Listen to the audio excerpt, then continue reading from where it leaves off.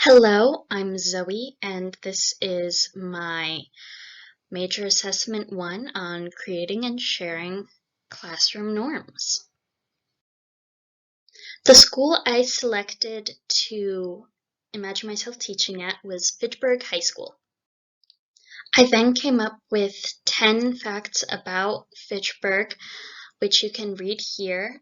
They mainly point to the diversity in high Hispanic, disabled, and economically disadvantaged students, presence of creative spaces, and the presence of charity and helping others in the Fitchburg community.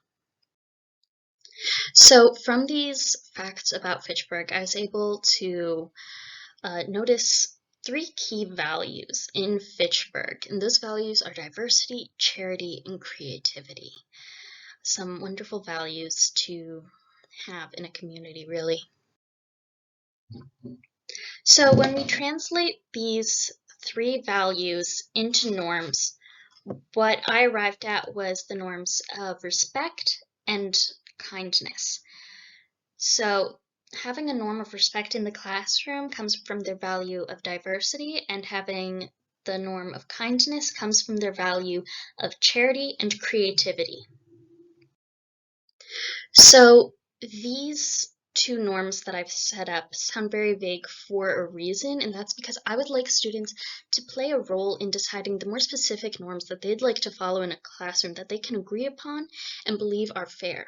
So to do this, on the first day of class, the chairs would be arranged in a circle to facilitate discussion on what norms we can agree upon, and I'd be asking them open-ended discussion questions and acting as sort of a moderator in this discussion.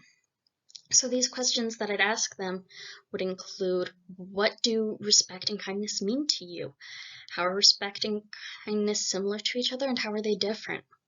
What should respect and kindness look like in the classroom? How should we show respect and kindness while working in groups, as individuals, while debating? Plan on being a history teacher, and debates will be active in my classroom throughout the school year. And how do you want your classmates and your teacher to show respect and kindness to you?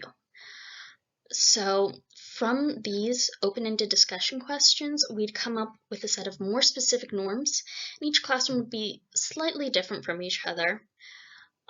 But since all the norms are based off of these 2 bigger norms of respect and kindness, there would be a certain level of consistency throughout the classrooms.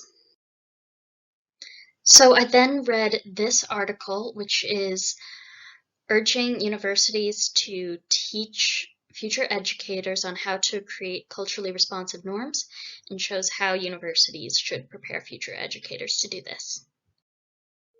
So there were 2 major takeaways that I got from this article on how to apply their research into creating a set of norms. The first takeaway I got was to embrace culture. It's obviously wrong to reject culture. That's probably not a surprise to anyone. But also the colorblind approach that you've likely heard people mention has also been proved to be disrespectful and ineffective. It's actually led to more misbehavior and off-task activity. So you need to be prepared to discuss culture when setting norms. An example that I gave is, you may have heard the controversy when certain schools banned non-English languages when students were speaking, even if they were socializing on their free time. So this shut down conversations on culture and community, and disproportionately affected non-native English speakers. The second takeaway I had is, it's okay to not get it on the first try as long as you are fully willing to make changes when necessary, and to acknowledge that misbehavior can be caused by external factors. An example is, if you have a rule that students have to make eye contact with you, you may have to change that if you have an autistic student, because they can't make eye contact a lot of the time. That's the end of my presentation, and these are my references.